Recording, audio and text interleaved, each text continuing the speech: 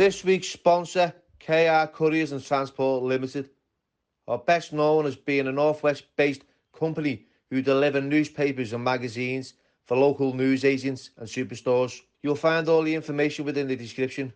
Please give them a follow. Thank you.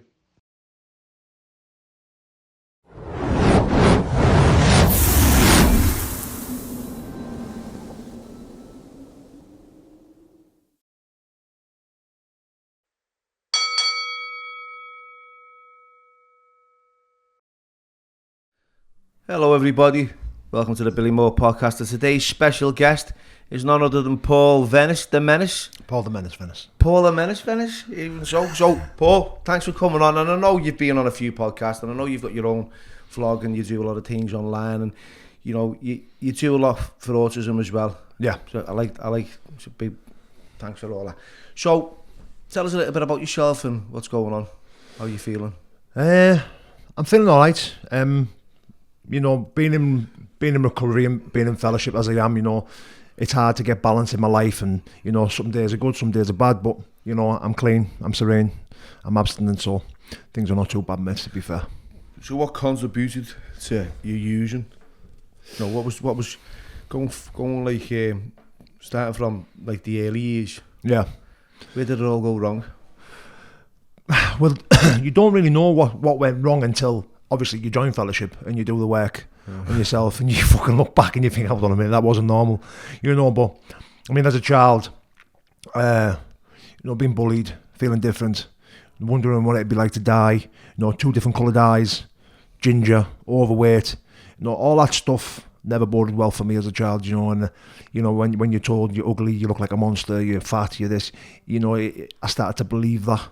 You know, and as a child looking in the mirror, seeing all them things that kids would call me, you know, I often wondered what it would be like to not to be, you know, more, you know. And it had a massive effect on me, to the point where I would cry, you know, I would not want to go to school. I was frightened, you know, and yeah, it took a toll on me, to the point where I remember crying, saying, look, I don't want to go to school. It's like, I'm done, like, I don't want to go. You know, my dad was back and forth visiting parents. My dad was a big lad, he was a bodybuilder, but he was just a genuine nice guy, do you know what I mean? And he was back and forth to parents' houses, and you know, back and forth to the school, and you know, and he was thinking he was doing his best to put a stop to it, but you know, I suppose he was making it a little bit worse, because fucking grass wasn't that, do you know what I mean? And that's how it was looking at, you know, the kids were fucking getting worse, sneaky. And I remember one day waking up just fucking petrified to go to school, didn't want to go, absolutely gutted to go, and I was getting dressed, crying. My old man caught me crying, he was like, what's up? And I was like, I don't want to go to school. And I remember him grabbing me, fucking dragging me down the stairs, and he was putting a weapon in my back. He was like, fucking, when you fucking stab him. You know, and he was like proper passionate, and he was upset, do you know what I mean? He was gutted his little boy was going through this, do you know what I mean? And you know, my mum said, oh, you can't do that, and you know, and them two, it was just an emotional time, do you know what I mean? He quickly fucking took it back out and was like, sorry son, I shouldn't have done that, we stay off and that, do you know what I mean? So ended up staying off, and you know, primary school was fucking horrendous, mate, like absolute horrendous. But I remember, I think it was 6 weeks old as I was getting ready to go into secondary school, and he bought me this, you know, I can never remember whether it was a video or a DVD. I think it was a video, no, the old VHSs. Yeah. Oh, it makes me feel old when I say that. Okay, now. You are old, man. Yeah. It'll make you feel you are. We both are. Yeah, fucking no, mate. You know, I feel old when my kids say, no, when you used to watch films with the all black and white. I'm like, no. Fucking coloured. I was watching coloured ones. Like, yeah, man. I was watching black and white ones. A bit older. But anyway, so he bought me this video, and it was called The Fabulous Four. Sugar Ray Leonard, Thomas Ernst, Marvin Hagler, Roberta Duran. Brilliant. And I was just obsessed with it, Billy. Like, obsessed. Yeah. You know, every night watching it. You know, waking up in the morning, putting it on, watching it. You know, and I was just watching this video like over and over and over again every single day. And then jumping about in your bedroom, you know, you're mimicking these moves that they're doing, and you're doing all that stuff, you know. And it was, I think, subconsciously I was studying it, you know what I mean? And you know, and it was a confidence building watching these men fight, and you know, I was just I was obsessed with it. And I remember going into secondary school and just the table's turning, do you know what I mean, Bill? The tables were turning, and I started hitting kids back. But do you know what, I've missed some out there. You asked me about what contributed to the drug take. As a child, I remember, I think it was about 9 or 10 year olds. You know, my mind always tells me to skip this bit, you know, because I don't like reliving it, and I don't like sharing it. But you know, it's a part of healing. It definitely is. It definitely is, because I didn't know how much it affected me till I got into recovery. You know, so in South Bank we used to have this market, and it was like 50 pence for the old catapults, not the little plastic rubber catapults. Well, 50 pence.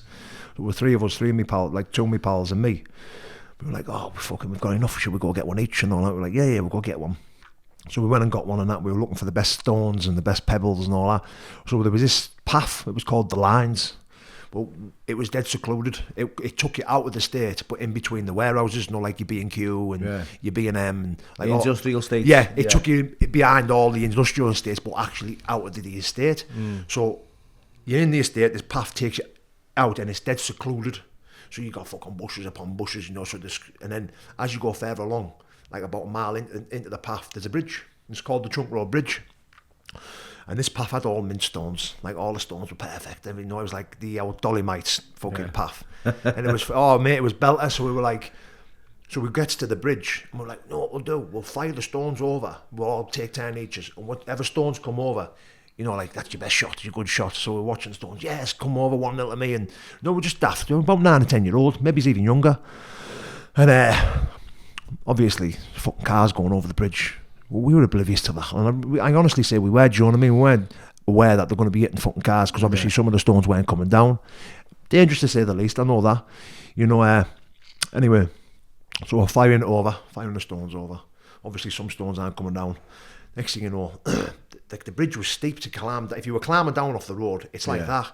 You know, it's a good fucking 15, 20 metres high, do you know what I mean? So you're not going to climb down there unless you were fucking coming for something or whatever, do you know what I mean? So when I was looking up at this bloke climbing down, it was my awareness of the danger was just non-existent, do you know what I mean? I just stood there, but my 2 pals, whoosh, off. They were gone, wallop. See you later. They're left, and I was like, where he's going? As I turned back around, this bloke just went, I remember hitting me, he just hit me right under the chin. Took me off my feet, just went wallop. It was... And as I fell on the floor... And how old are you? I was about 9 or 10 year old. Like, I was maybe even younger, but you'll know the feeling of exactly how young I was, because when I finished the story, so he's hit me, and I just went, you know, dazed, and I just fell on the floor, and everything was like, I didn't feel anything else after that, because I was just like coming and going, do you know what I mean? But I did lose control of my bowels. You know, I remember fucking pissing and shitting myself in fear. He's picking me up, slamming me off the floor, jumped all over my head, fucking bolt me in the face, picking me close, spitting at me, fucking slamming me back on the floor. But it was like where he was bolting me and beating me up, it was on a hill. You know, I was stood on the hill watching these fire stones over and being the judge. That was your stone, that was... You know, anyway, so as he bolted me this last time, I mean fucking hitting us for a good 30, 40 seconds, like beating us like a fully grown man. As he bolted me in the face, I rolled down this hill. Bang, I was on my feet, off. And I was running, heading for the estate. It was about a mile. No, in this secluded path, and he fucking chased me all the way down with his fingers on my back. Like literally, he's fucking, I'm gonna fucking kill you now. I'm like, running. Anyway, I gets out into the open. I managed to get out, like into the estate where like all the houses were now, out. And he stopped. And as I turned like that, he was running off the back the opposite way. And as I got, my 2 pals were sat on these little red bars. They were sat there. You know, these bars that stop motorbikes getting in out in the field. Yeah. They were sat on them. And as I got close, they were like, you all right? And they both just burst out crying. They both just looked at me and went, started crying. And I was like, whoa. And I remember going all dizzy and, you know, like thinking, shit, what's going on here? And then I remember like sort of collapsing and stuff like that. And they were dragging me home. You know, but I was more frightened because before we went up there, I'd already asked me old man, like, listen, am I alright going up there? Yeah. And he went, nah, don't be going up there, son. I'm fucking miles away. You're not allowed up there. So I was like, oh, all right, no worries. But you went anyway. But I went anyway. Yeah. But as a child, I'm thinking, oh, my dad will go mad. It's my fault. I shouldn't have been up there. It's my fault. My mum and dad will go mad. Don't say no. Just tell them. You know, a couple of days previous, I was playing on, remember these like skips? Where they used to be on every corner of the street where people just shot rubbish in and shit like that. So it was one of them in, but it was like a double-ended with the doors. We used to climb on top of it all the time. My old man used to catch me on top. You go, get down off there, you're going to fall. So I remember saying that, it fell off that onto my face. So anyway, that gets me home. Now man takes me to hospital. My two pals backed me up, said, I fell off that. So he takes me to hospital and all that. I'm in there for a few days, getting seen to, I was fucking smashed in. I was fucking badly beaten, do you know what I mean? And anyway, I goes home and that, and it was about 4 or 5 weeks later. And this is how young I was, Bill. My dad was washing my hair with a jug. No shampoo, so the shampoo didn't go in my eyes. Must I didn't cry. He's going, put your hair back, son, something like that, and he's washing my hair. And I remember just saying to him, Dad, do you remember, like he was there, stood there, and he went, yeah, what's up? And I went, do you remember when I said I fell off that skip? He went, yeah. I went, I never. He went, what happened? I went, some man battered me. Oh. He just fucking, get out of the fucking bath, get out. He was like, he started crying, he was upset, get out of the bath, who was he grabbing me? And I was like, I'm sorry. He went, no, it's not your fault. No man should ever do that, you get dressed. He's dragging me up there, pointing at cars at him. He must have been hard, and it's harder for me to tell the story now, and I totally get how he must have felt, because I've got a boy myself. He's 10. Right, mate. Do you know what I mean? I was fucking feeling angry for him then. And he's just fucking. He was distraught. He was absolutely gutted. Why didn't you tell me? I was like, I wasn't allowed up there where it happened, and he was like, that doesn't matter. Like, no man should ever put his hands on you. You're my boy. Like, it just shouldn't happen. And it broke him. It broke me. Yeah. Like, obviously doing the work on myself for the next 2-3 years, it stole away my childhood, my innocence. Do you know what I mean? Like, I was pissing the bed after that. I was this fear that I felt around anyone finding out about me shitting my pants or pissing my pants. Shame of it. Yeah, I was just riddled with shame and couldn't acknowledge whether I deserved that or not. Do you know what I mean? Or what he'd done that for? Would he have killed me? Or And I will sit here now and tell you that man would have definitely, if I didn't roll down that hill, he'd have been beating me till I was dead. Do you know what I mean? I see that, can't you? And it done a lot of damage on me to the point where it took away. I felt fear, but it changed me. Going into that secondary school, suffering that beating at the hands of that man and stuff like that. I just the fear of children was gone. The fear of someone my own age and my own size was just gone. And I turned. It flipped the script for me. Do you know what I mean? To the point where, I used this fear to drive me to be a nasty bastard, a nasty kid. Don't get me wrong, I wasn't a horrible kid, but I wouldn't think twice about hitting someone for nothing. Or picking on someone because I wanted that or whatever they wanted. The tables had turned, and I quickly evolved into a bully. But I think it was not wanting to be bullied ever again, or being feared of being beat up by another kid. That was what drove me into being. If I walked into a room full of kids and I wanted to know that I'm the main kid in this room, do you know what I mean? And it was just, it played a massive part in my journey through secondary school, and then listening to the stories of Lee Duffy as a child. The Lee Duffy was a South Bank hero. Like, he was the living legend. He was the man. He was fucking known all around the UK. The hardest man ever to ever live in the UK and all that stuff. That we were listening to them stories, and then when I was building the reputation for myself and listening to these stories, because my mum and dad were best mates with him. Not best mates, but they were good mates with him. Grew up with him. See, I know they say he's the hardest man in the UK and that, and there's loads of self-proclaimed hard men, and we know this, mate, because we've read all these books, Pretty Boy Shorts, and you've got these, Lenny McLean, Lee Duffy, what is it, Brian Cockrell, you've got all that firm who, I used to, like, when I was away myself, used to read a lot of these books. So, and you fantasize, don't you? Definitely. So what did you know about Lee? Because I don't know nothing, So when I was growing up listening to the stories of Lee, they absolutely were amazing to me. Do I just thought, that's who I want to be. Was it like out of a movie? No, it was just surreal. Do if I heard a story about him, it never left me. But did you think them stories got like exaggerated? Yeah, of course did. Knowing that now. Like if he like we do, don't we? That's what we do. Fucking. Yeah. See, I excuse me. When Lee, like you just said there, the self-proclaimed hardest men in the UK. being fighters, you know yourself that on them streets, it's just an illusion of being hard. Yeah, it means nothing. It doesn't. No. It means nothing. No. You know, I thought I was hard until I walked in the fucking fighting gym and got my head punched all over by the normal average Joe, who was just a good fucking school fighter. You know, so I'm aware of that. You know, but on them streets, it is a fantasy and it is an illusion of being the hardest. The reputation means everything. All that, it's bullshit. All that. But in the case of growing up and listening to that stuff, Lee in my head was the fucking man. You know, he was the hardest man, and I was being told no one will ever beat. There'll never be another Lee Duffy. No one will ever beat him. You know, he was driving to Newcastle, wiping Dorman out, grabbing the mic off the DJ, shouting Big Viv, getting me now, and all that stuff. Do you know what I mean? See, and I know most of that's true because me old man, me missus old man, John Bailey, he was there. He was driving Lee. But you've got to remember, like, while you're fucking under the influence of fucking bevy and drugs and that, you become a fucking, your own fucking heroes, don't you? Yeah. I've you know, you've been in the same position as myself. Yeah. Times where you just go, like, fucking hell, you're fueled. Yeah. And you're driven. And you're untouchable and you're invincible. Yeah. You know, but like you just said then, you know, you walked into a gym and realised. Oh yeah, what ours was. Yeah, but do you know what? I'm going to give him a shout out. Anthony Gibson from South Bank. He's just a normal kid, but I know he's been my friend for all my life. Do you know what I mean? But Andy Gibson, nice one, mate. Well, we're at it before, because I always forget this. I've got a sponsor. Shout outs now. I've got shout outs. I forget this. Roger, sorry, my mate. KR Couriers and Transport Limited. Fucking hell. I'm the same. He's and I said to him, spoke to him last night, I said, I'll remember to put it at the beginning, because if I don't, I forget, but I always put it at the beginning of the podcast. But yeah, Roger, thanks for it. Thanks for your support, mate, and if you can follow him, please do. And what's your mate's name? So the reason why I'm shouting him out now, because I know he watches my stuff, he messages me and that, and I've known him all my life, being a South Banker, being a Middlesbrough lad, and I just knew him as a daft kickboxer, but a good lad, a nice lad. And I remember getting serious about this fight and walking in the gym, and he was there, heavyweight, nice lad. He's like, "Oh, do you want to spar and all that?" And he fucking battered me, punched my head in, you know, humbled me, you know. And I like that word.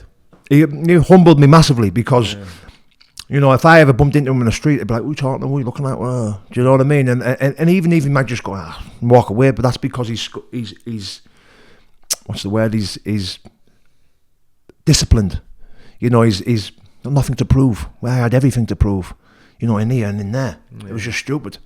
But then I walk in the gym and get laced up and put some gloves on and put a gum shield in, and he's schooling me 24/7. I learn a lot from him, you know, and he knows this anyway. You know, like you know yourself, reputations, egos, all left at the door. They come before you. They come before you. Yeah. Well, that's what we've got at the gym round the corner, that we go, leave your ego at the door. Yeah, no, that's what I'm saying. So it means nothing. They didn't give a shit who I was when I walked in that gym. They were like, do you know what I mean? And when I went in there and these normal people who I'd never heard of were just schooling me every day, giving me a good beating, I realised that shit out there, what I've been living all my life, it's just an illusion. It's a fantasy world. It means absolutely nothing. So going back to this Lee Duffy stuff, when I was grown up and wanted to be that type of stuff, and I mean, I'm not pissing on anyone who's hard on them streets or anything like that, because they probably are, do you know what I mean? If they've got a name, they probably are. They probably can fight, do you know what I mean? But I'm just saying it's a different world when you walk into a professional fighting gym, do you know what I mean? It's a discipline. It's different. It's a different world. So I'm growing up and I'm listening to these Lee Duffy stories of him running from town to town, running to door, offering every doorman out, beating them up, taking over doors, and you know, doing all that stuff. I was only 14, 15. I was walking from school to school. I was hardest in the school. You know, I was doing all that. Like I would walk from St. Peter's to Gilbrook, from Gilbrook to Eston Park. You know, I would walk. These schools are like a mile or two between each other, and I'd be walking, stood outside the schools waiting for all the kids to come out. He's the cock of the and school. I'd just say, who's the hardest in the school? And they'd be like, oh, so-and-so, where's he? Do you know what I mean? And it's fucking mad. It'd be daft, do you know what I mean? It was mad.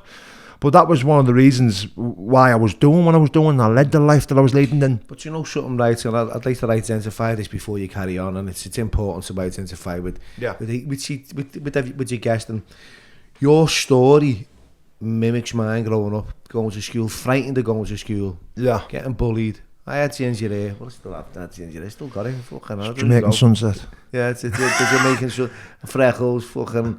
My mum used to say that the sign of beauty, and I was like, yeah, all right. And I was getting called cornflakes and shit splash and just horrible names, and I'd feel horrible about myself, and I feel ugly. And You know, and it was like I joined I remember us getting weights for fucking me mum. Everyone was getting fucking Millennium Falcons and fucking Star Wars figures and BMXs, and she said, what do you want? And I said, I want fucking weights. She went, you want weights? Why do you want weights, son?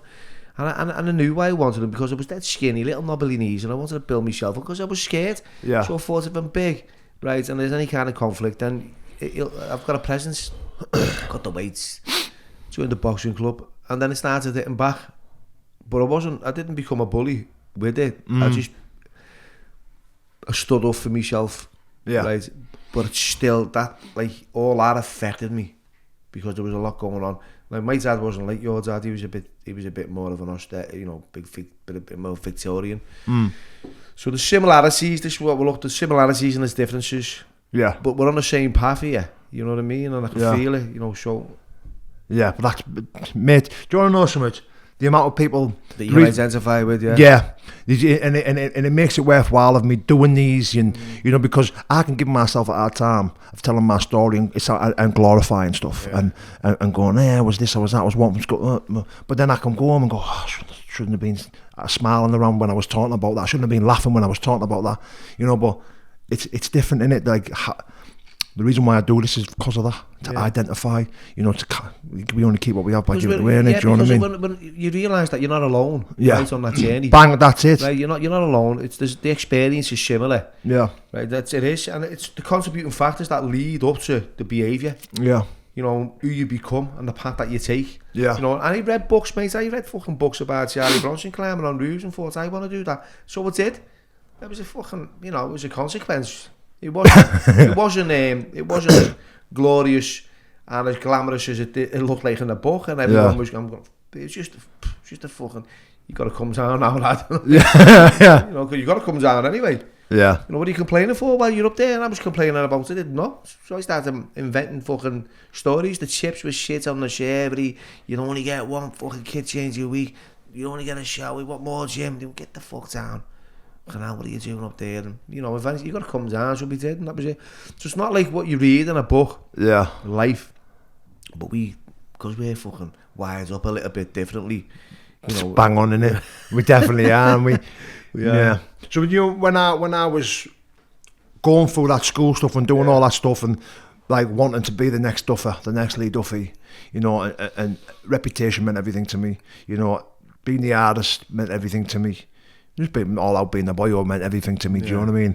And I was 15, you know, my poor wife, I was with her at this time, still with her now, God bless her, you know, and big shout out to you, missus, we met her before, lovely. Yeah, so she was, I'd met her when we were like 14 year old, and you know, she was like the good girl and I was the bad man, and but she got pregnant when we were about 15, 16, and so I thought, I need to be a man now. Do you know what I mean? I was hoping to be a professional footballer. You know, I was in and out of clubs. I was getting offered YTSs. I was getting offered fucking trials left, right, and centre. Do you know what I mean? But then with Sammy being pregnant, I was just like, I need to provide. You know, and all these older lads were latching onto us because I was going to like getting told, oh, you're the next Lee Duffy. He's going to be some boy. He's going to be this, going to be that. So I was like, so I was getting latched onto, and then I found myself, you know, there's 500 bar. There's a couple $100 there. And you know, I was like, a lot of money, do you know what I mean? For a 15, 16-year-old kid.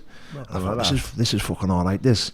You know, now I'm trying to play football and getting paid fucking 25 quid a game or 35 quid a game, and, you know, getting offered. It was just, my head seeing dollar signs and that life was more appealing to me, do you know what I mean? So at 16 I decided to, you know what, like, I'm just going to go down this route and try and provide for my family, and, you know, and basically the reputation that I had, I felt like I could just take anything on whenever I wanted, do you know what I mean? I just thought, it's fucking easy life, this is sound for me, this. Yeah. So I just chose that path, that life, you know, and I quickly realised that, you know, drugs took a lot of conscience, a lot of emotions away from me, where I could be this monster and not bat an eyelid. You know, I could be this horrible, nasty person and not give a shit. You know, because I was just fucking smashing it up my nose and then going. That's what you become, don't you? Yeah. No, it's not who you are. It's what you. Well, that's it. But you know, I remember when I first went into recovery and I was like, I want to change, and they were like, no, things will get stripped away. You just be who you always meant to be. Yeah. You won't change, Paul. You've always been this person. There's a lot of there's a lot of myths and different kinds of fucking stories that you hear when you go into them fellowships. Oh, it's fucking brilliant. It's brilliant because it's like you said, you get sick and tired of being alone. People. Do you know what I got sick of? Telling people, you don't understand what I'm going through. You don't understand how my head works. And I remember going into fellowship going, you don't understand, and you all start laughing. Do you know what I mean? And I thought, I'm definitely in the right place. But yeah, going through like 16, 17-year-old, like, I was having a real good time sniffing, smoking a shitload of weed, taking tablets. It was fucking brilliant. Do you know what I mean? While I'm going missing for days on end, and Sammy's at home with my oldest daughter now. Do you know what I mean? And she's being a mum, and I'm, I just fucking, it was just chaotic. Do you know what I mean? It was a mad life, and still living off that reputation, still fighting every time, still trying to maintain, that the hard person exterior that who didn't give a shit about anything. And I remember being about 17, 18 and getting offered like white collar boxing fights. I'd never stepped foot in a boxing gym. I was just raw. I could just fight. Getting offered fights, and and all the lads were like, you should do that. You should fucking fight. You should box, and you'd be right, man. You'd be sound. And I was like, it's only going to fucking heighten my fucking, that reputation. I'm only going to look hard as fuck again when I win. Going to look well. Yeah. So I just started doing it, and I remember like one of the lads who was doing it round our way, Lee March, Tony Robbo, they were doing all the EBF boxing, and I was like, he was like, do you want to fight on there? And I was like, will you get paid? And I was like, yeah, fucking right. So Marchy started taking us on the pads and just showing us a few things, little basics and that. And it wasn't taking it serious. I'm still fucking session and smoking shitload of weed. I even used to take, remember the old slinkies? Like the material that used to get on the back of your dry years ago, used to blow the steam out the window. So we had one of them where it was squashed, but when you used to put the weed on top and like a little hole and you pull it like that, it'd suck all the smoke in and you go. We had hot knives. We had Aussies. Hot knives and that. I used that. So I used to. Never had the slinkies. Like, we used to have one of them in my fighting bag. Bottles as well. The bag bombs and that. It was similar to that. So I used to have one of them in my fighting bag. And when I used to turn up at the event, I would just go in the toilets, have about 4 of them, and then I would just sit there, just fucking zonked out my head, just stoned out my head, and I wouldn't feel nervous. I wouldn't feel any type of fear or emotions or anything like that. I was just sat there blazed, and all these lads are steaming up and down going, you can see him. And then about 20 minutes before the fight, would come in and go, Venice, you're on in 20 minutes. Then I sort of didn't have time to get nervous or to get fearful or anything like that. I was just in and just doing it and fighting. And luckily enough, I wasn't really, no disrespect to any of the opponents at the early ones, they were just people who thought they were hard. I ate a few pads and thought, I can fight. And I was just wiping the floor with them. And then I nearly come a little bit unstuck against Gary Furby. We had a Gary Furby, no, not really. He's his name's popped up somewhere online. He's a boxer, he was had about 1,000 fights. He's established, ex-pro and little Geordie lad. He's a nice lad, good friend. Yeah, that's it. The Middle East kind of. I'm not really too familiar. So I took a fight with him. The Middle East, is it? Yeah, well, down in the North East way, innit? So I took a fight with him short notice, and weeks notice, and he come down and I swung a shot at him, missed, and he was just stood. Moving his head, fucking hands up, and I was like, he's skilled. Yeah. I went the distance with him. Yeah. But luckily enough, I dropped him every round. Just managed to swing like a mad dog. Just end up catching him, dropping him. But if I never dropped him, he'd have fucking battered me. He was beating me, hands down. Do you know what I mean? I couldn't get next to him. He was just rolling and slipping and tapping. He was just too good, and I was like, fucking hell. So after that fight, I remember one of the coaches coming in the changing room. He's like, Venice. He's like, where'd you box out of, son? I said, it's out in my bedroom. He went, nah, serious, where'd you box out? I went, I don't box out of anywhere. I says, a couple of pad sessions now and again with one of the lads and that. He went, mate, don't take no more fights, come to the boxing gym. I'm right, then sound. So I goes to Phil Thomas's boxing gym, starts training there.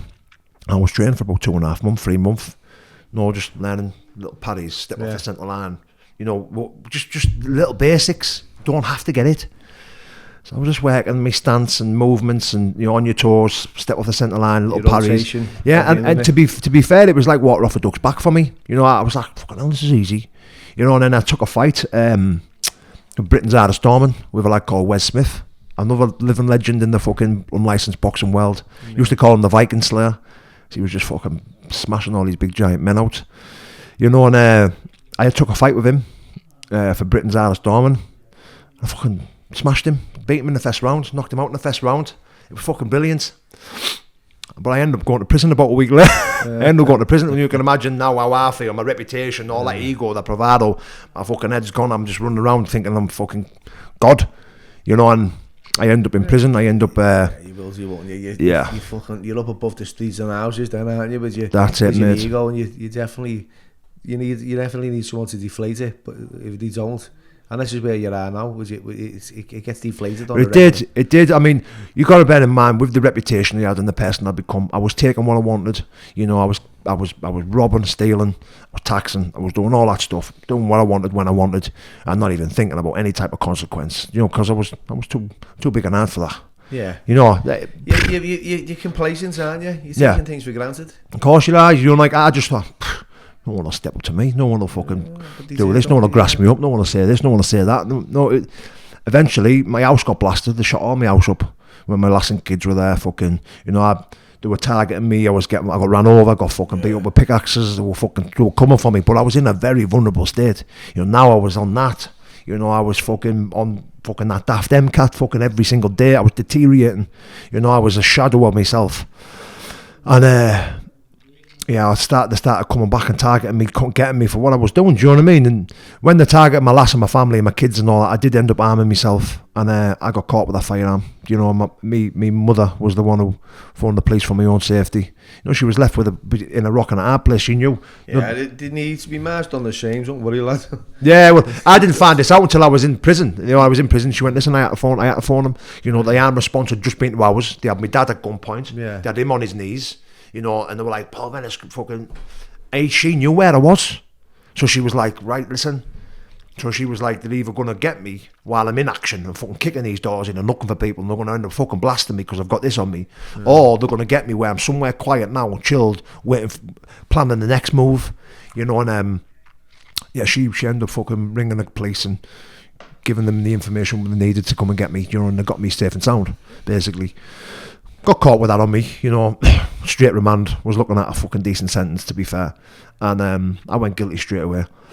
And luckily enough, I only got 5 years, which was deserved, to say the least. Standard, isn't it? Yeah, it was deserved, to say the least. Got a bit of time off because of the guilty plea that I put in straight away, but I didn't get my remand time back, so I'd done about 8 months on remand, got a 3-year sentence, I got a 5-year sentence, but 20% off, so it was a half decent sentence for me, but again, deflating that ego, and it kind of did that for me, because my son was not long born, you know, so I had 2 kids to me missus. My wife was sticking by me through thick and thin, you know, the things I'd put her through was, you know, in my eyes, unforgivable, do you know what I mean? The things I would done, I never laid a finger on, I never done anything like that, but, you know, all the other stuff I'd done, do you know what I mean, which was terrible.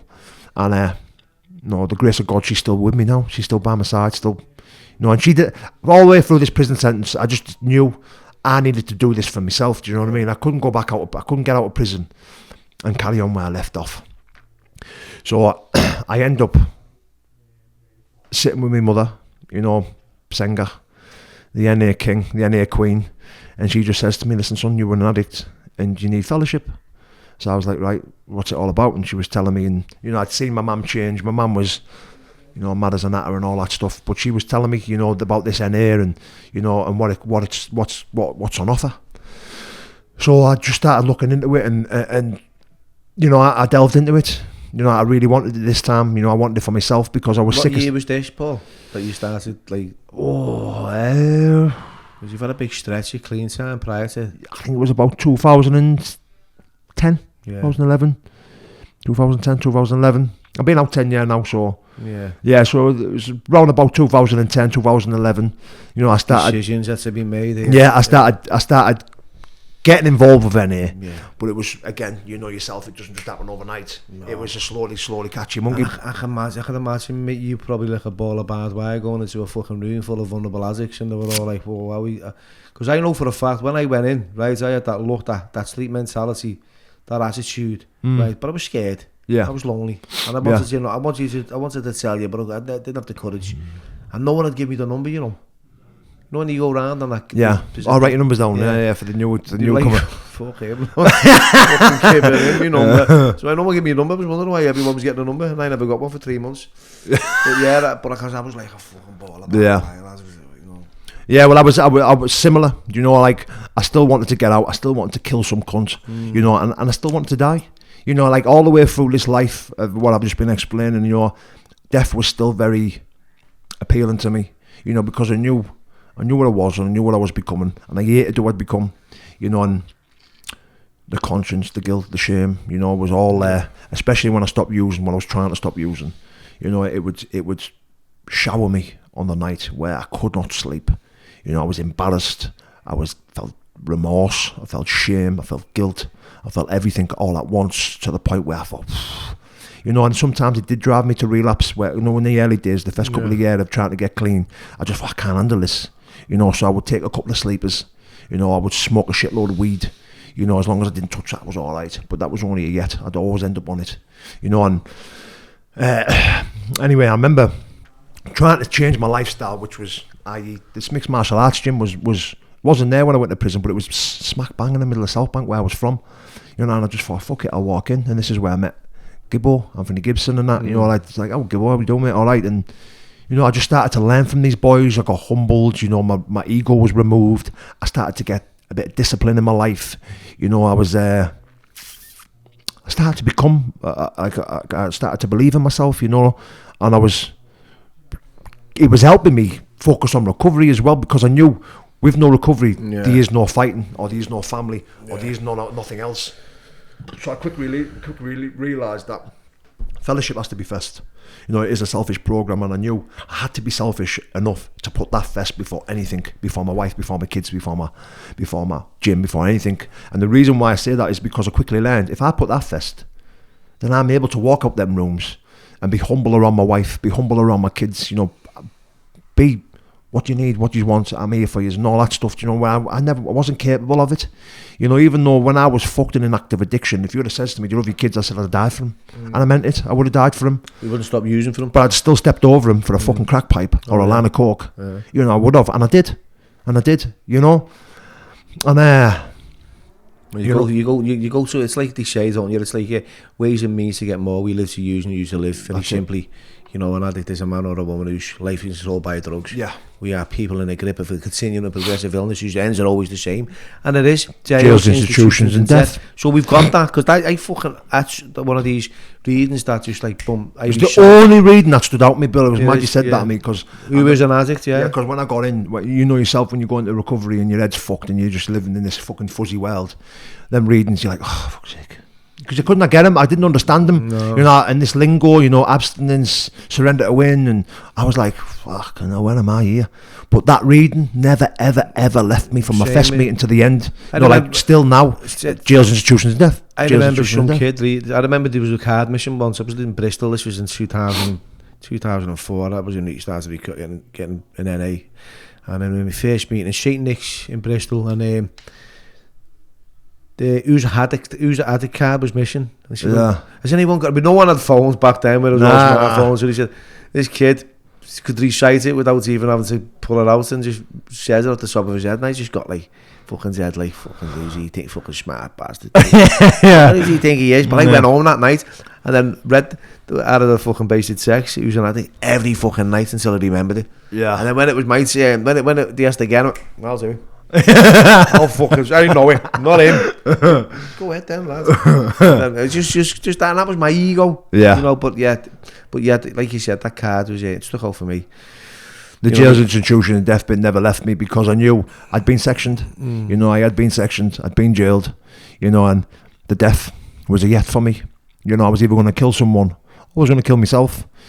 You know, I always, when I got out of prison and I was in recovery, and you know, I was putting recovery first, and you know, and I was able to fight and give it me all. You know, it was my new addiction, it was my new obsession, this fighting stuff.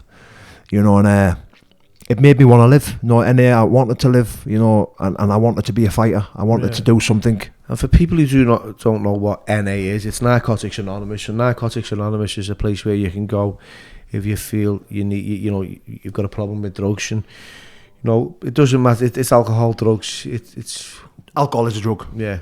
You know, it is a drug. It's any mind-altering substance in my eyes, do you know what I mean?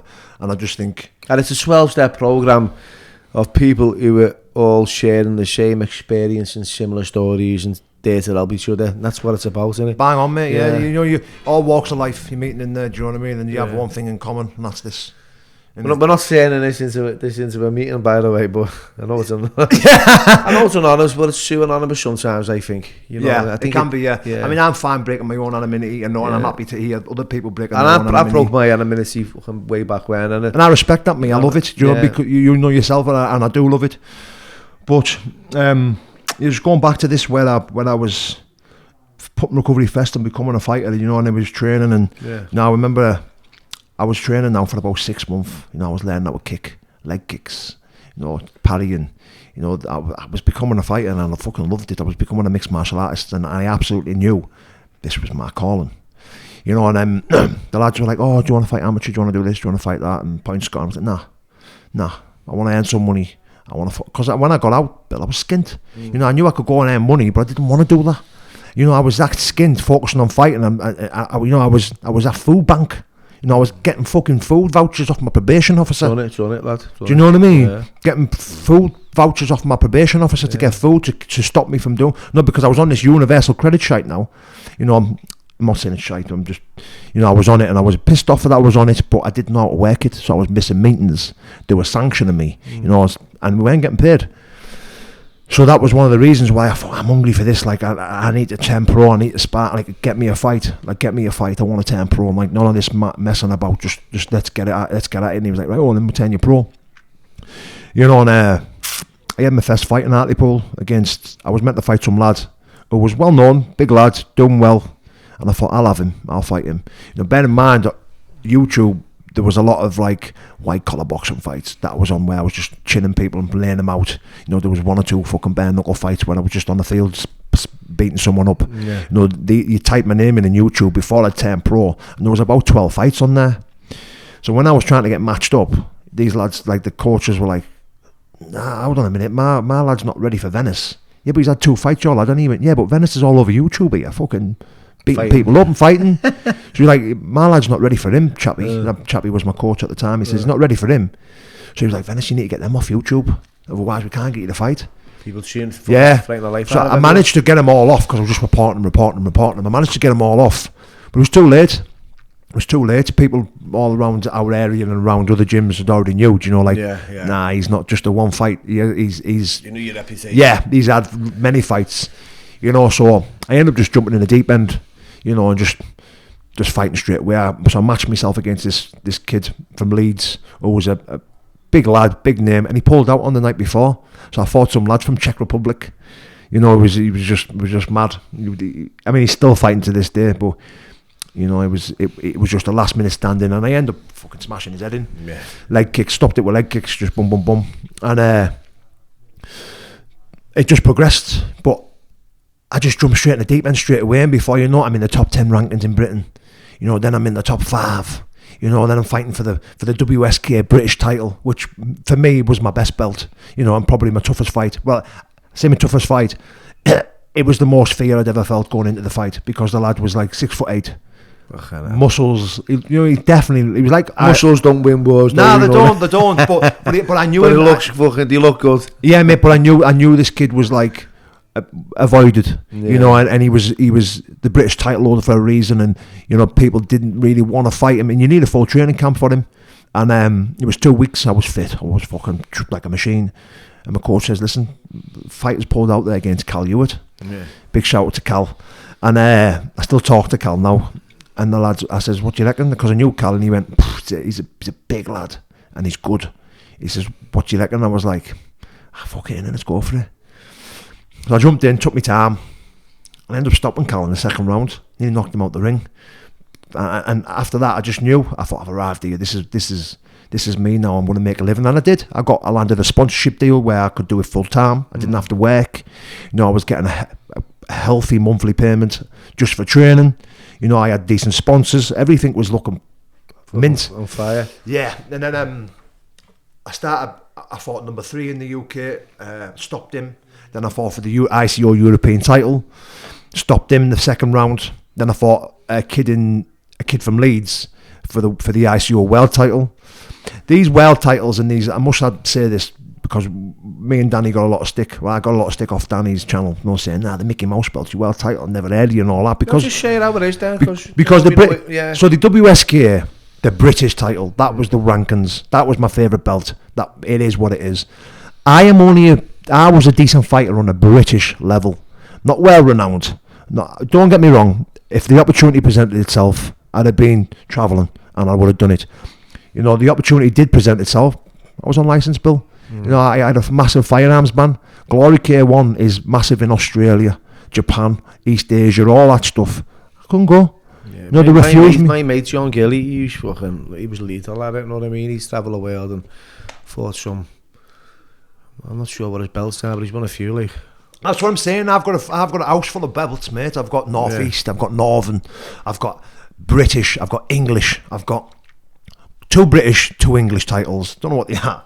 But they were still good when I was winning them. I still loved them. Do you know what I mean? It's like when you're an amateur and you go into shows and you win a bout. That's and it. You get a trophy. Yeah. Because we were getting trophies left, right, and centre. I had a fucking my Marge fucking wall unit in the living room was fucking chocker full of them. That's it. I haven't got none left now. Like they fucking. I've just took him to the gym, a Kurai Academy where I train out of now. I've just took him to the gym and he's going to put them all up. The ICO and the European and world title, the fucking proper decent belts, big white gold belts, all the fluffy material on them. They look the part. They look the part. Yeah. I've already tried. Yeah. They look the part, to be fair. Do you know what I mean? They do look the part. But it's what gets me is the title world, the title European. I never left British. Never left Britain. At least you can be honest, and you can definitely. I mean, I watch all these.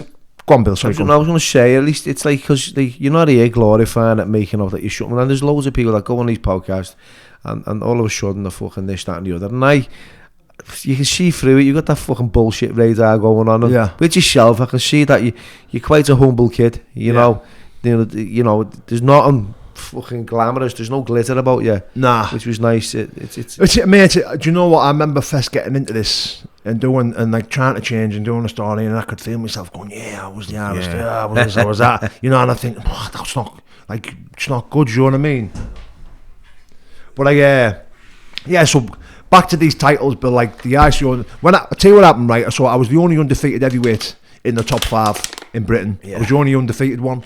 So I was on the map, and people were hearing of me, and I had these big organisations, the World Series shows, and in your Glory K1. We got an email off Glory K1, and I was fucking over the moon. Like you're talking 6 figures contracts and stuff like that. You know what I mean? You made it. You made it. They emailed me, and Chappie was like, they've emailed and they want to know what you got planned and what you're doing this year, and they're interested in that. I was like, fucking no way. So we were buzzing. We were absolutely buzzing. So we emailed them back and told them my record and what we've got planned, and I'd penciled a couple of fights in, a couple of defences for the titles, and I was just taking a couple of fights on short notice down Western Supermed, went to Scotland and drove down, just jumping in for anyone at any time, just to keep loose and stay active. And next thing you know, fucking the email back saying, what's the criminal record? Yeah, you fucked, aren't you? Yeah. They fucked us right off. No, because of this lifetime firearms ban. Yeah. They just fucked us off, and I just stopped. I just went, I'm done. I said, you stunted, aren't you? You can't go forward when you're in that fucking. I was proper done. Do you know what I mean? I just thought, nah. I says, listen. I says, I'm done. I said, that was me.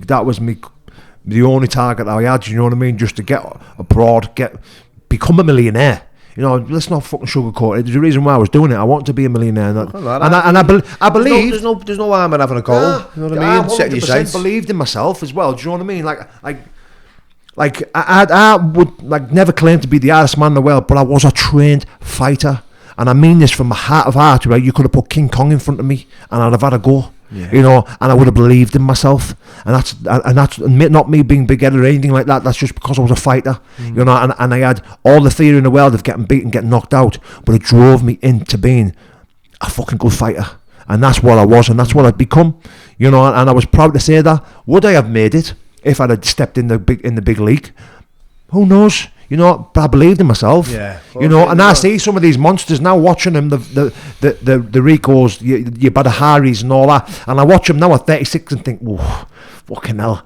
But when I was in it 5 years ago, man, you know, I'd have paid every last pound I had to go over there and fight and have a go with them.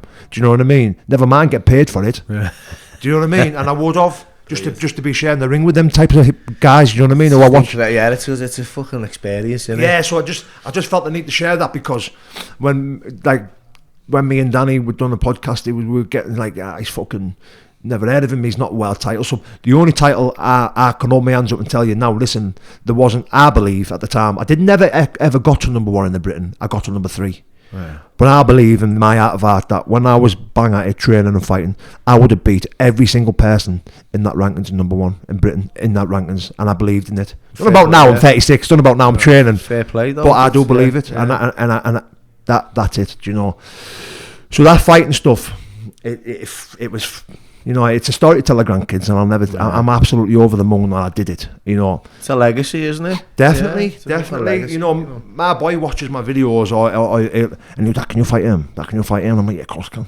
Of course I can. He's my boy, do you know what I mean? And, you know, it's good. Zero, that's it. Yeah, that's it. And it's fucking brilliant. It is brilliant. And, you know, I can sometimes watch my videos back of when I used to fight, and I get this fire relit in me. I'm fucking going to fight again.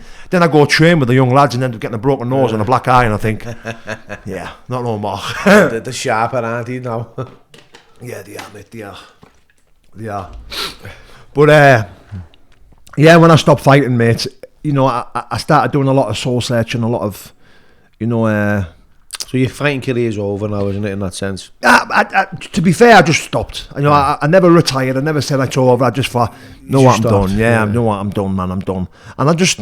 You get to a point where, you know, I'm not fucking getting in the ring with anyone anytime soon. Nah, even though I still train, and I'm quite fast, and I'm, you know, for my age, I've got physical, you know, it doesn't never leaves you. It's like a bag of tools that you put under the bed. Yeah, you know, you just got to start fucking oiling them down again, and I do that on a regular basis. So you know, if anyone wants to call me out, then, you know, fucking hell, I'm ready. I don't even have to go to a camp. And I'm doing my camp now. Fucking hell, you've seen me, you? Yeah. But anyway, no, it's all fun and games, man. Until someone fucking gets hit, that's, you know what I mean? Yeah. Well, do you know what it is? It's like, when I go back into the gyms now, because I'm actually doing the PTs and the level 3. I'm coaching the lads, and, you know, I'm in there and I'm sparring with the lads, and, you know, I think, fuck, I can fucking still do this, me. Yeah. You know, I know for a fact I could still get in there and rock it with the best of them and do it. You know what I mean? But then I'm too comfortable. No, my missus never wants me to fight again, and that's half the battle, because she never missed a fight. She never missed a fight. We just travel everywhere, and you've got to respect that, because she's been, like you said, and it's fucking, you know, it stands up. She stood on it for a few years. 1,000,000%. So it's like, for her own fucking peace of mind and serenity, you just got to go, you know what? Yeah, well, that's what I tell the lads in the gym though. Like, look, you've lost this weight. You're looking sharp. Are you fighting again? I'm like, I want to, like, I can't, and I'm not gonna lie, but like, the fire's relit. I'm feeling it. You know, I'm feeling sharp. I'm mate, back. Don't look. That'll never go away. Trust me. I know this, mate. Like, listen, one of my best pals, Paul Truscott, won the Commonwealth title fucking 100 years ago, and he'll fucking kill me for saying that. But he's still today now. He hasn't fought for about 10 years. How old is he now? Same age as me. Is he? But he won the Commonwealth title, no boxer and all that. Yeah. Fucking fabulous. And I'm 49. I'm hitting 50 next year. Right, it fucking blows me away to even think about that number, you know. But I still have that. The fire, know, when you're in there, innit? You've got to fight as hard, and you've got that. It's always there. Yeah. So even, I'm going to tell you, 10 years later, you'll still feel like that, Paul. Yeah, I know. And you'll still be banging away on them bags, and you'll still be kicking away on them pads, and you'll still want to get in.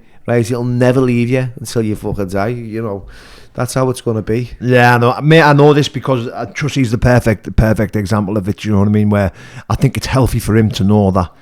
You know, I'll fight again. Nah, fuck that. I'll fight anyone. I'll do this. Mate, the kid's mothers and that, I love him to bits. He's one of my best pals, and you know, he's still living and breathing it, knowing in his head that he'll fight again. I think it's a healthy way of thinking for him, because if he ever comes to a time where he thinks, I'm done, mate, I'm never going to fight again, it might fucking keel him over. Do you know what I mean? You just give up, don't you? Yeah, that's what I'm saying.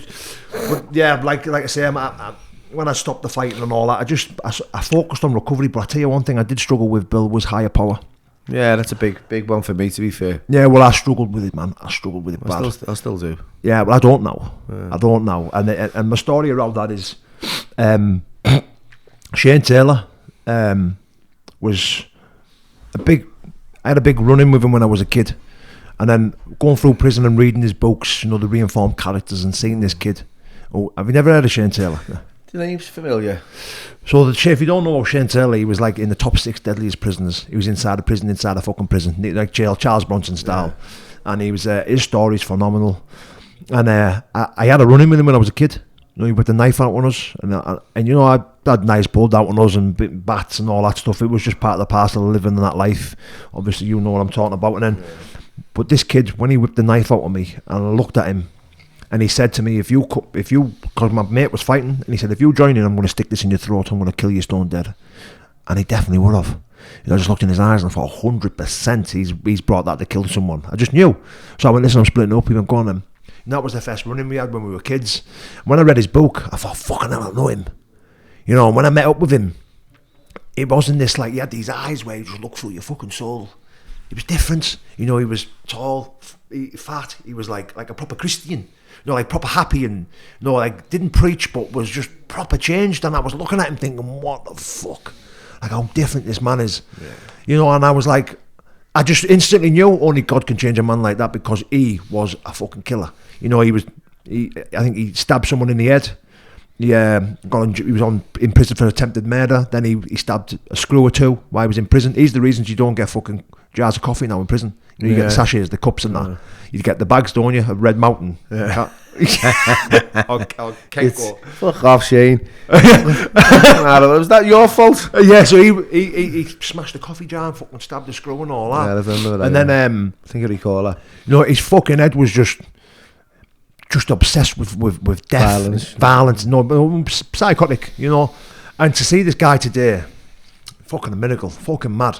And he just so much carried this message to me where, you know, I was open-minded instantly. The moment I looked at him, I thought, there has to be a God. There has to be something greater than myself. And I knew there was in the rooms, but I wanted to believe in something. I wanted my higher power to have a name. I needed something, you know. So I started doing all that stuff where, you know, I was going to church, I was doing Christian conventions, you know, I was praying hard, I was faking it till I made it, and I was doing all that stuff. And I went to a convention, and this guy just called me out of a crowd. Come here, come up. And I was like, Mike? He went, yeah, come, hurry up. And he was on the mic, and there was thousands of people there, and he just moved the mic, put his hand on my belly there, and he just started whispering in my ear. And he just says, look, you struggling, you. He says, you've got fear. I can feel your fear in you. He went, the fear is people are finding out about this fear. I'm going to ask God to remove it now, and just pray in my ear. But I had the mic away so no one else could hear. Just praying in my ear, God, remove this. No, like, just praying. And it was mad, Billy. And I was on the fence at the time. I was like, nah. And when he moved his hand, I felt like, no, I had a top on and that. You know, when you've got deep heat on your skin, it starts burning, you put too much on. That's what it felt like. And I was like, whoa. And I remember like grabbing his hand, and I remember grabbing his hand and feeling his hand like that, and I was like, what the fuck? And then I put feeling my chest. I just sobbed. I just burst out crying. Weird, I just sobbed, and he was like, God's on you, brother. He says he's here. He's here for you. I think you had to have some kind of faith, though, to have that belief. But listen, we don't find God. God finds us. You know, and I just know that, like, that time, because I was struggling with faith, and I was struggling with the higher power stuff in recovery. I was sick of the word God, sick of it. You know, God, if you're understanding, God can be a chair leg if you want it to be. You know, and I thought, I'm happy with that.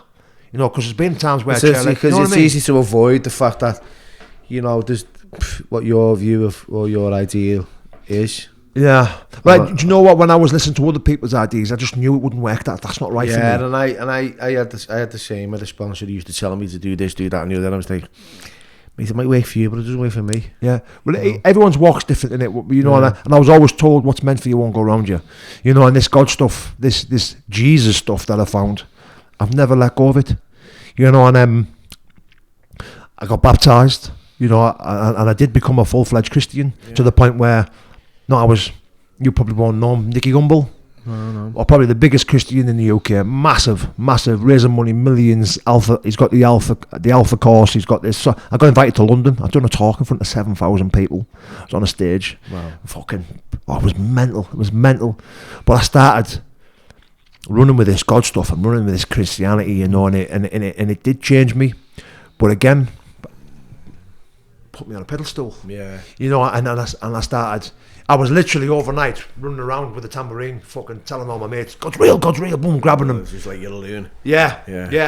And I become obsessed with it to the point where, you know, I don't need recovery. I don't need fellowship. You know, I'm all right. God's got me now. He's removed. He works miracles. The disease of addiction's gone, and you know, and before you know it, I'm backsliding. Yeah. You know, and then when I'm having a few drinks, or you know, the enemy swooped in because man's money, material stuff, greed. I've always fucking suffered around all that stuff. Do you know what I mean? Especially when I was fighting there, and the crust I was in, and you know, so it was just that when I stepped away from recovery, all these other obsessions and defects just come back up and come to play, and it just fucking ruined me. So I thought, shit, you know, it was too late. You're in the grip. Yeah. So now this time around, like that was 2 or 3 years of my life was just ran with Christianity, you know, making money and, you know, doing all this other fucking shit that I said I wasn't going to do and all that. I was just back in it again. You know, staying clean but living dirty. Yeah, say, that's it. Yeah. You know, and I think it was about 2-3 years ago, I got a phone call, asked to play Lee Duffy in a film. You know, this time I'm about fucking 20 clem, about 20 stone. I'm powerlifting, but I'm eating parmos every night. You don't know what a parmo is, will you? What are they? Big chicken fucking bechamel sauce cheese parmo. Fucking hell, it's just full of calories. It's unreal, mate. It's unreal. But anyway, they're a Middlesbrough thing. Yeah. So I'm fucking putting 4 or 5 away of them every fucking week. Do you know what I mean? Every night. I'm powerlifting, you know, but it was just the easy way for me to say, are you training, Ven? Yeah, of course I am. But I looked like a Russian shot putter, if I'm being honest. No, I was just built like a big ball, a big strong monk. Yeah. You know, and I got a phone call. I was just sat in my ass doing nothing, not involved in fellowship. You know, God was gone.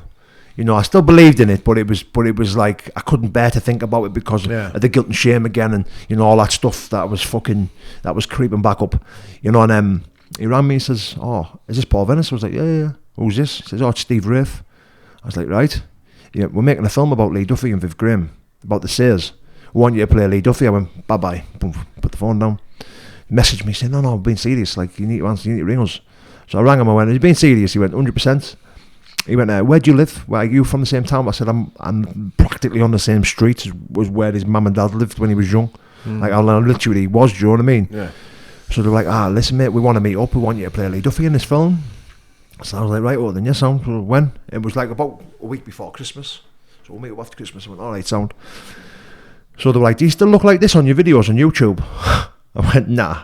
They went, "All right, so what do you look like?" I said, "I'm about 5 stone heavier." They went, "No way, can you get down like that?" I went, "Is that how you want me to look?" They went, "Yeah." I went, "When's the film?" They went, "It won't be for another a year or 2. I went, "All right, sound, yeah, I can get down to that, not a problem." So I thought, right, before I go and meet him in a few months' time, I need to start losing weight. So I got back into training, started doing cardio. You know, I joined the Kurai Academy, which was one of my friends' gym. I've trained in and out of there for all the way through my career. Yeah. Do you know what I mean? I was always there sparring with the lads and that. But I pledged to them. You know, do you know what I mean? That's my gym, a Kurai Academy, Middlesbrough. You know, so I jumped on with them, started training with Nathan Boyce, the main coach there. Started stripping weight, started getting sharp. When I met these, they were like, "Fucking hell! I thought you said you were heavy." I was like, "I've been training, man. I've stripped down. I was aware for this." And they were like, "Oh, mate, you're perfect for it." So they had a couple of lads who were auditioning for the Duffy, but as soon as they see me, the way I was talking exactly the same as him, they were like, no, you're fucking perfect. Absolutely perfect. You know, the Sayers and all that were there. You know the Sayers family and all that? No. You know the Sayers from Newcastle? No. See, I'm not familiar with I don't know if he's... You know Brian Cockrell though, don't you? Only through fucking doing a podcast with him. It was the Sayers where they're with the fucking, like the craze of the Newcastle area. I was fucking berries on the drugs for about 20 years. No. So the Sayers were like the craze of Newcastle. Yeah. They were the shot callers. They were the boyos apparently. When I was a kid, they were naughty people, naughty family. Then they had the likes of Brian Cockrell and Lee Duffy on their side, the big hard men, you know. And anyway, when Brian was there, Brian Cockrell was there. Fucking Gary Fairview I mentioned, they were boxed. He was playing Viv Graham, the other hard man in Newcastle, and I was playing Lee Duffy. I'd never seen Gaz till I boxed him. When I turned up, I was like, fucking hell, how are we doing, Gary? He was like, alright. So that was a bit mad. And anyway, when I landed this movie part, and fucking things started getting a little bit surreal for me, do you know what I mean? Ego come back in, pride come back in, and I end up losing my 7-year chip. I end up relapsing because I was 7 year clean. Yeah. I end up relapsing because I hadn't been in recovery. I end up losing my clean time. I end up relapsing. Went on a fucking 20-odd fucking hour bender, lost the fucking plot, and but I'm back in recovery now. I think I'm at 120 odd days. Well done. Thanks. You know what? To be fair, clean time is just a number. It's just for a day for me. It is, yeah. You know, and what I done was I started a YouTube channel up. You know, I started sharing my stuff on YouTube. I just wanted to make people aware about this, and you know, it's traction rather than promotion. I know this, do you know what I mean? Yeah. And maybe I am promoting it and stuff like that, but I just thought it was helping me. You know, now I have this platform of YouTube where people are actually reaching out. You know, they're actually messaging me on my socials, or they're leaving lovely comments, and I'm sharing my shit. You know, and I'm doing all that, as well as I got back into recovery. I got myself a sponsor again. You know, I'm on step 4 now. I'm back on step 4. You know, and I got back at it straight away. You know, and I decided to do these platforms and get clean and start carrying the message and spreading the word and all that. And you know, Danny Christie, big shout out to Danny. Look at Danny, good friend of ours, mate. Yeah, Danny's. Danny's. I've only known Danny now. I mean, me and Danny have been talking a while now. Obviously, was telling him about recovery, telling him about God, and you know, trying to. I ended up reffing that fucking bet. I was his fair play man, one at the bare knuckle fight that he had. He was your Heggy. Yeah, so I was his fair play man at that. Obviously, that put us on the map. People were asking questions. Who's this kid? Who's him? You know, and you know that put us on. My Instagram went fucking mental. Yeah. You know, my YouTube channel went mental. You know, and then obviously me and Danny grew closer. You know, when I first started talking to Danny, I hated him. I didn't like him. You know, he's making these videos of fucking, anyone thinks I'm a liar, I'll smash the head. Yeah, and I had the same feeling, but you know what, when I sat down with him, it was different. I love the lad. Yeah, listen, like, he's my brother and friend. I dare say, you look at my newfound best friend. You know, I speak to him every day. Yeah. You know, he's in recovery. He shares my shit. You know, it was only last night I was struggling, you know, and you know, I shared some wise words, mate, and here I was, do you know what I mean? I had low self-worth and doubt coming here, build, do you know what I mean? Yeah, and you know, he fucking set that free. He put that arrest for me. Do you know what I mean? I was able to do the doing and put the work in. And you know, I'm so glad I'm here, Bill. Do you know what I mean? I'm really glad I'm here. And yeah, so this new journey that I'm on now with the platforms that we're at, and then the bare knuckle fight that Danny had. You know, and Danny's hot shit at the moment, hot topic now, isn't he? Do you know what I mean? There was a couple of questions asked, you know, who's the best fighter were you and Danny, and you know, you and Danny should fight, and it never happened because I love Danny too much. Plus, I'm a bigger man than Danny. Yeah. You know, Danny's a boxer, I'm a K1 fighter, but it did intrigue us. You know, it did get us out. It pricked our ears, and we were like, "Well, should we make some content?" Yeah. You know, and so me and Danny are going to go at it this Saturday, sparring. Yeah. Sparring. Listen, I'm under no. I can't start selling it and say I'm going to punch his head in and he's going to go for it. There's no hype. Nah, it's pointless me lying. Pointless me trying to sell tickets or anything like that. Do not be do not be mistaken. I will never ever want to see any harm come to Danny, especially at my own hands. So they won't be sitting down on any punches. You know, if I was to catch him, I would be make sure he's all right before I would fucking carry on, and I'm vice versa. Yeah. You know, I'm pretty sure if Danny catches me, or because there's always a chance of walking into a jab or a shot or whatever. I've took him on the pads, Danny, and he's got some class. Mate, he's got some fucking shot behind that bangs. Mate, see, Danny, he's a well-schooled boxer. Yeah. But I think what makes him a different breed is his heart. Yeah. He's a different animal because you literally have to kill the lad. Yeah. Do you know what I mean? And that shows in that fucking band. I mean, you won't mind me sharing this, but I was worried about Danny when he was fighting in that fight, and he showed. What was it like going? Because you went down with him, didn't you? And I remember he was telling me about this in the car. He was, he told me that you told him you weren't telling him what to do. Nah, and it was like that's what he said. He said he never said you need to do this. You was just there. You know what? It was ironic because me and Danny had been speaking. We and Danny had become friends now. You know, when me and Danny first started speaking, like I wanted nothing to put my hands on him. You know, I just like, listen, I'll fight you prick. Yeah. You know, and Danny was like chewing back, and I'm fucking no problem, and we'll have it. Do you know what I mean? And I was like, yeah, no problem.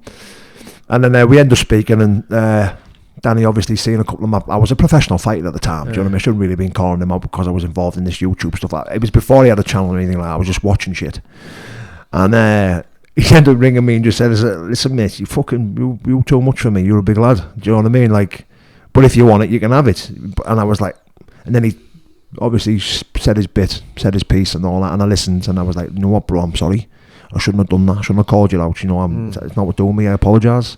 You know, I ended up apologising to him, and and the rest was history. We become friends, and we were connecting, we were talking, you know, we were speaking on the phone, we'd drop a few messages every now and again, not like we do now. But then he rang me one day and said, look, would you be my fair play man? Because I know you, because he knew I knew the lads from Manchester, the Dougie and all that. He said, I knew all them. And he says, look, would you come down with us? I said, fucking right, I will. Of course I will.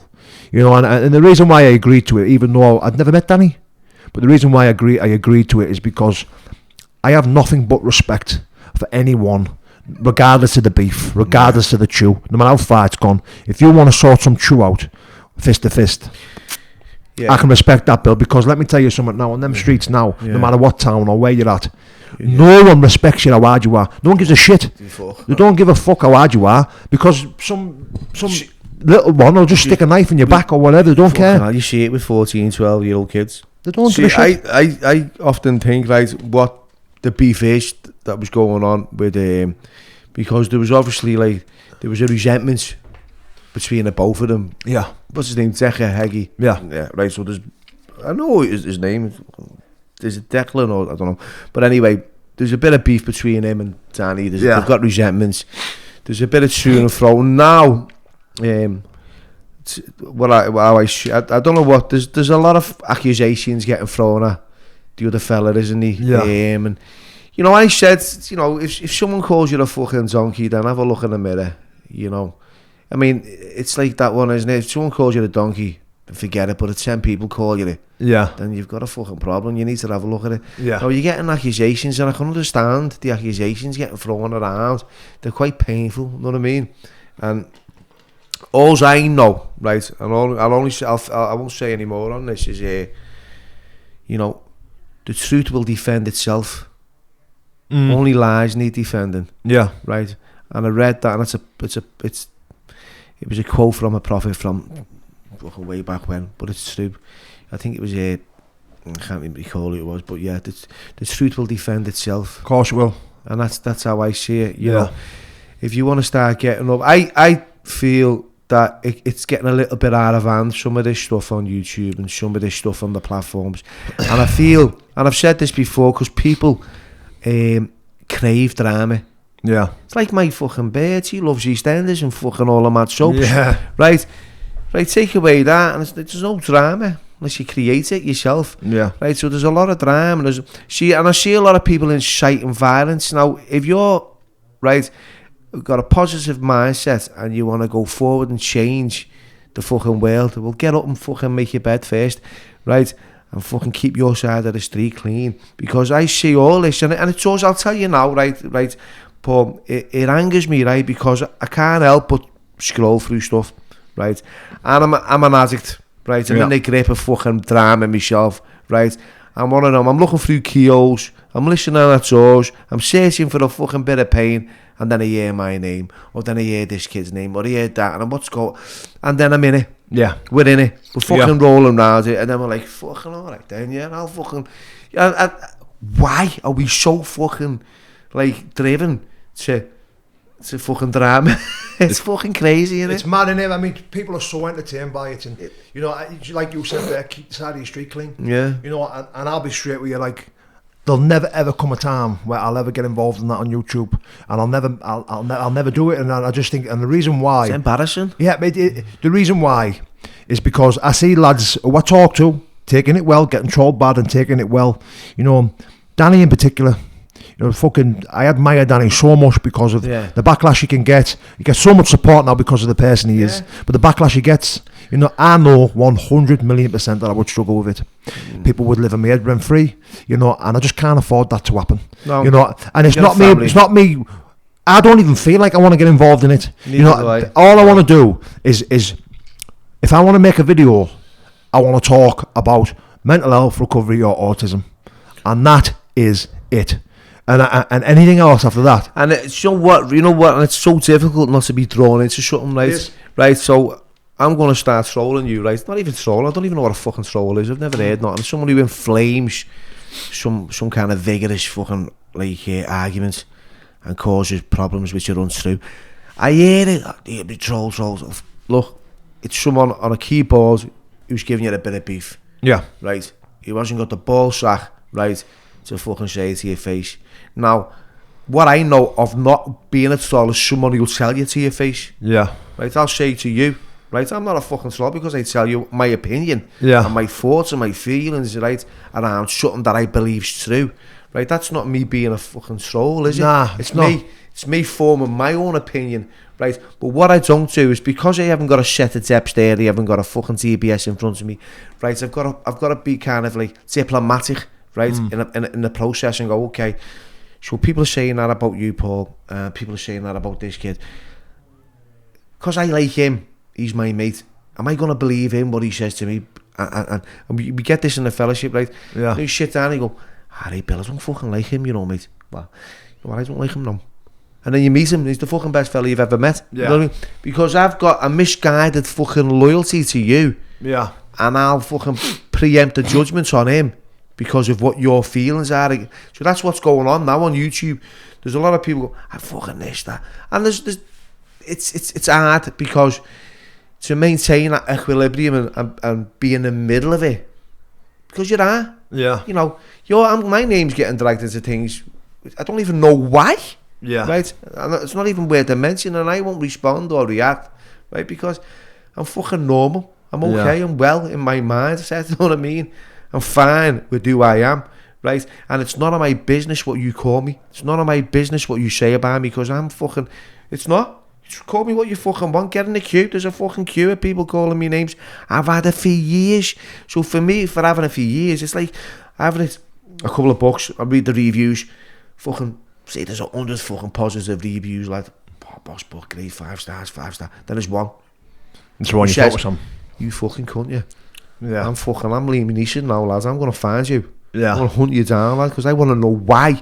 Out of 99 people who said that sounds, you don't fucking like. Focus on the negative. Yeah. It's that rejection and all that stuff that we suffer with, the obsession. Yeah, you want to be liked. Yeah, definitely. We all want to be it's liked. Instant gratification, isn't it? And that's what truth, that's what I've been working on. I was working on recovery around it when I first started it, because I thought, oh wow, I post a video and then I'm like, every 5 minutes, scrolling. Even Instagram. Yeah. Post a picture on Instagram, like, right, 20 likes. Back on it 5 minutes later, 25 likes. Yeah. Back on it, do you know what I mean? It's you're in the grip of a lie, right? Yeah. And for me, I've had years of this, so I'm like 17 years in recovery, Paul, so I'm quite aware of how I operate, right? Yeah. And I can play the tape a little bit forward and see what the, you know, I just think, you know what, all right, Bill, just... It's see, when you talk, we're going to talk a little bit now, like clinical around recovery. Like, it's an inside job. It is an inside job. Right? You can write academically about yourself. I've read 2 books. They're like step 4s to me, right? Fuck off. I put my heart and my fucking soul and my blood and my sweat in them pages, right? Yeah. I read it myself, fucking with pencil on a toilet roll in a tidy aisle, and then I've produced a fucking book out of it, right? And it's like, I read it and I felt sorry for the guy in the book, right? Then... Right, I've had all this for years and years of like fucking trying to build, like they say, peeling the layers of an onion. You said it before, you know, you're not going to change. You'll just find different bits that you like, you know. So that's for me what's been going on. So I've got to a place where I go, alright, just fucking, like, take your inventory, Bill. Just reflect on the minute. And, you know, and I heard some guy share once, and he said, you know, what separates the men from the boys, right, is that breath. Where you go, and then there's that thought. Yeah. Right? Because my fucking life was all about reaction. React. Instant. Never respond. I'm not going to respond. Fuck, who the fuck are you talking to? You looking at me, lad? What are you looking at me for? And now I know if someone looks at you a bit odd, you think, well, you know what, something might be going on for them there. They might not even be looking at you. Might even, you know, because we are so self-centered and sensitive in that area. So there's a lot, and you know, when you've got this, right, and people don't really get it, when you've got this, right, you can spot it in other people. Definitely. No, you've got it, you spot it. So I see people and I go, he feels really insecure, this kid. He's got a lot of inadequacies going on, and his ego's inflated because he's got low self-esteem. You know, when you're reading, psychologically, someone's fucking... You develop this radar, don't you? Yeah, you spot them coming from a mile off, don't you? I'm reading someone's fucking... someone's profile and thinking, fucking hell, he's struggling there, really. In reality, he probably needs a kind word, you know. And I'm not going to be that person who's going to start abusing people, right, and get and add to that fucking pain, because that's not what I'm about. Yeah. You know, I'm not about that. So I just hope and wish that people out there, you know, sort of like, it'll never stop.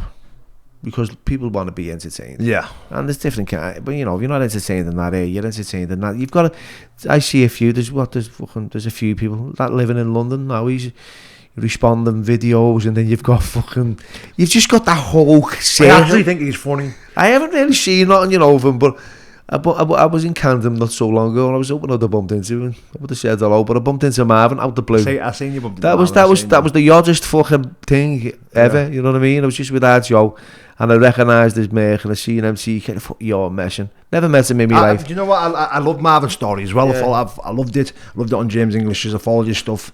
You know, and I even messaged him. He's ignored me. Yeah. I messaged him on Instagram. I've got his number there. I'll send him a message. But you know what? He made me feel welcome. And you know when you see these people that you see, you actually see them. You know what? He made me feel welcome, Bill. He's give me his time. Yeah. You know, you remember me, Bill. You know my family, and it's like fucking hell. So then we recall a few things. So it was nice. So you know what you see on the big stage is not what you'll actually see. Yeah, but in do real you know life. what, mate? Sometimes I've got to realise that, look, Instagram, YouTube, Facebook's all that stuff, it's not real. No. Again, fantasy world's an illusion. What I try and do is when I go on YouTube on the morning, if I make my videos, it's all about vulnerability for me. Yeah. And I make a video like no one's ever going to watch it. Yeah. You know, I talk like no one's ever going to see it, and then I post it. When I first started doing it, I really struggled posting. I really did. Because of your anxiety around it all that. Because of... And the rejection. Yeah. No one's going to watch it, no one's going to see it, there's going to be no views. That's it. Fucking expectations on fucking... Oh, mate, that was what I was worried about. I started doing it. Talking about my last relapse, talking about balance, talking about, you know what, I'm on a shit day today. I don't want to be here. You know, talking about suicide, talking about mental health, you know, talking about all that stuff. And you know what, mate? Like, people were relating. Yeah. Like, people were watching and relating and going, thanks for this, mate. I need to hear this. How rewarding is that? It's massively rewarding, because even if I don't do the doing on the morning, Bill, you know, if I don't do the doing on the morning, I forget to do it. For some reason, in my head, if I'm walking to the gym or I'm out walking the dogs, I feel I need to put a video and go, you know what, I'm fucking struggling today. Yeah. You know, like, I haven't fucking prayed, I haven't handed over, I feel like shit. You know, like, my head's having me over, my head's panned in. Now, I put it down and I think, fucking hell. You know, and then even before I go through the comments, then I'm still like, yeah, do you know what, mate? Yeah, I need to do my bit. So I'll be walking the dogs, you know, like looking like a lunatic praying and going, come on, you know, I'll do all that. Then I'll get home, I'll reach out, drop a few recovering addicts messages, you know, and then I'll go through the comments and I see people like, oh, I needed to hear this today. I feel exactly the same, you know, and I'm like, fucking hell, thank God for you, man. Thank God. You don't realise there's people out there that watch, you know, our channels and struggle. You know, themselves, right? And I want to just a big shout out to all my subscribers, because I read every comment I do. And if it's personal, I'll remove it. You know, if it's a question and it's opinion, then it's fine. It'll stay there. But when you're getting personal, it's got to go, because that's not what I'm about. But I will answer every comment and respond, even if it's with a fucking emoji. I do read them. I don't just like it because I've got to read it to like it, to be fair. You know what I mean? Do you know what I believe you when you say that? You know why, Bill? Because you are like me. Yeah. That obsessive nature will not let you not read it. Yeah. You'll need to read it and go, wow, as if you just said that, Keating. You know, you do that, do you know what I mean? Yeah. But I sometimes I don't answer them back, and the reason why is because I'll clearly say, like, listen, I'll make all the time in the day. If anyone is struggling here now and wants to message me, Paul Venis 22 Instagram, message me, and I'll sit for 1 hour every night and I'll answer every message. Yeah. And all I've got to offer is what works for me, and that's what I'll do. Brilliant. And I do it every night. You know, I've secluded myself from Facebook because I get spammed and I get tortured on there. Yeah. So I've removed myself from that. But the Instagram, I'll sit all day long. I will sit all fucking day long and answer messages on there, you know, voice messages. I connect with so many people from Australia, mate. Yeah. You know, and I say that, mate, because someone else messaged me from Australia last night and I was fucking blown away. And you were like, oh wow, fucking watch your videos from in Australia, and I was like, wow. It was amazing, man. It was amazing, and I was speaking to him for a while last night, and I was just like, man, that's class. Do you know what I mean? And you know, it'll keep me pushing forward because I can suffer again. Do you know, like, oh, it's not doing many views. People are sick of hearing me. You know, like my subscribers are at a standstill. Shall I just stop? You know, but I think I'll just keep. When I got into this, mate, I said to myself, if 1 million people watch my videos and it gets, you know, and one person gives it a thumbs up, one person gets from it. Yeah. It's job done. That's job done. That's job done. Right, and with that, mate, we're coming to the end of the podcast. Yeah. I've had a fucking great time. I could carry on for a while. I've enjoyed myself, Bill, mate. Thank you. I always ask the guest at the end of the podcast any pearls of wisdom, anything you'd say to a young Paul Venis coming through the doors of life. If you could, what would you say to a young Paul coming through the doors now? Don't kick a football, walk into a fighting gym. And I mean that because, you know, I always thought I was going to be a professional footballer. If I could turn back, the only regret I have, I mean, I don't have no regrets. I would never change a thing, Bill. And that's true because of who I am. But there's still a little part of me thinks, I wish I never fucking kicked the ball. I wish I just boxed or done Muay Thai or K1. Do you know, because I'm never going to be a pro footballer because of my build and my stature. Yeah. But fighting, I can't believe I got in it when I got out of prison. I was a fucking young man. That's the only thing. NA should be taught in schools, I believe. You know, if you're struggling with addiction, active addiction, you know, struggling with mental health, you know, fellowship, higher power is the number one saviour for me, 1,000,000%. Oh, brilliant. And with that, thanks, mate. Yes, Bill. Boss. Thanks for that.